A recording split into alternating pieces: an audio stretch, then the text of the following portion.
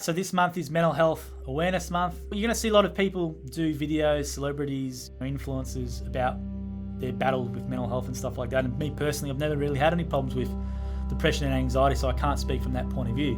But what I have experienced every day of my life is having a parent who had bipolar 1. Having a parent with bipolar 1 affects you in a lot of ways. You grow up a lot quicker than others.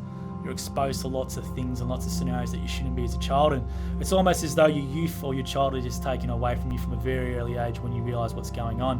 And also the dangerous home environments. What a lot of people don't realise about this lockdown, we keep talking about mental health of kids, but there's a lot of crappy environments at home for children.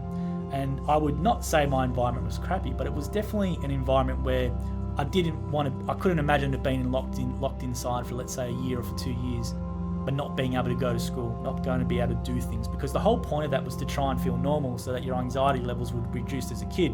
What would happen growing up if you had this is my experience, so please don't say this is not what happens, this was for mine, but what would happen is you would be in such a state where you never know what was going to happen, it was unpredictable. So it was great to be able to go to a friend's house because you could then have a sleepover or something there. Okay, that's a normal family, there's a mum and a dad, they've got jobs, it's a very stable environment, there's great food, all this sort of stuff, and you felt normal and you could relax a bit and you could be yourself more. Then when you went back home, you probably put your guard up a bit, became more anxious, and you had to deal with all those issues which was going on.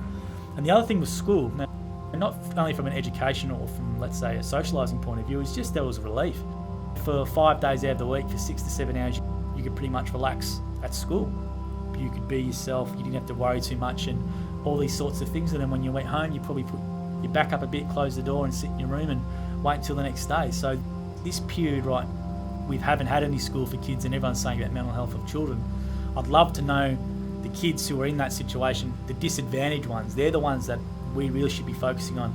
Unfortunately, this might sound very callous and rude for me to say, but the person who's got 2 parents at a home in Brighton, I think those kids in claiming mental health, I think whatever, the person we should be worried about is that kid, let's say, living in the Richmond Tower with a single mother who's got a mental health condition or they've got a drug addiction, all this sort of stuff. Them not being able to go out and actually do things puts them at a higher risk and a greater harm, and they're the ones that are going to be affected really long term for this. And my hope is we really start identifying disadvantaged kids and youth and start really looking at and just saying, look how much disadvantage there is in this home, not even having a normal family environment, being stressed all the time because they don't know if their parents are using drugs or they've got mental health issues, all this sort of stuff.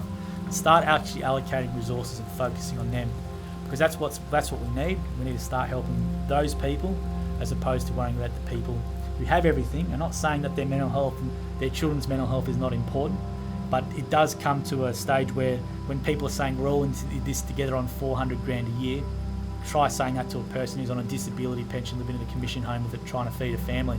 That person and that person earning 400 grand, they're miles apart, and that 400 grand person is never going to know anything about what that person really has. They can say as much as they want about we're all in this together, but we're really not all in this together. So we need to start supporting those people who are disadvantaged and really doing something for our youth, because they're going to be our future, and obviously they're going to be the ones building the economy moving forward.